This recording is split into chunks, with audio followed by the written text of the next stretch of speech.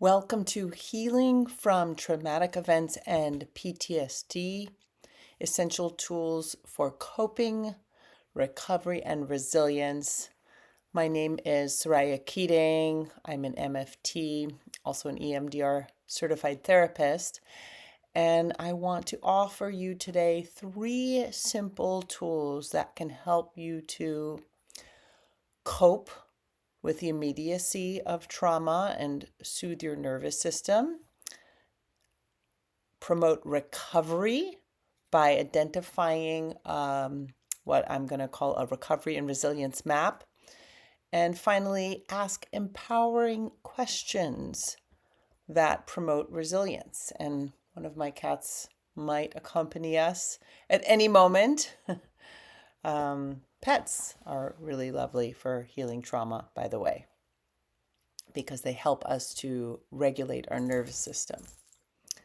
So, moving into part 1, how do we support coping through a really recent, or it could be even a few months ago, traumatic event? I'm thinking, number 1, here in California, where I live, of the very devastating fires in Los Angeles.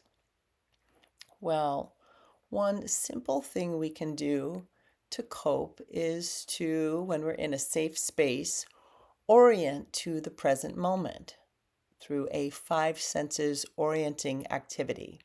So I'm going to invite you to try this with me now.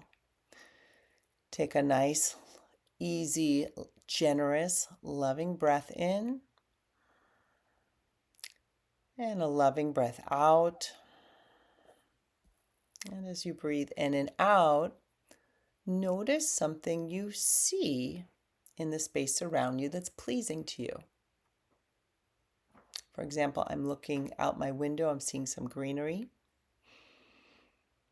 Now notice something you hear that's pleasing. I hear my cats kind of moving about my home. What do you hear? Now notice something you smell, or imagine something you could smell that is pleasing to you. I have some flowers over on another table. I'm imagining the smell of those flowers. And now finally, touch something, a texture that's pleasing to you. So for me, I might pet my cat, or you can imagine touching something that's pleasing to you. Or finally, what is some taste that would be pleasing to you? So we're orienting to the present moment rather than going into a reflecting and ruminating on the past or anxiety about the future by orienting with our 5 senses. Second tool, more for recovery, though we can use this certainly in the immediate coping period as well, is to ask yourself 3 questions. Who do I feel good around? And also, who do I not feel good around? Number 2, where do I feel good? Where does my body, my nervous system feel good? Also take note of where you don't feel so good. And 3, what helps me to feel a little calmer or more grounded on the inside?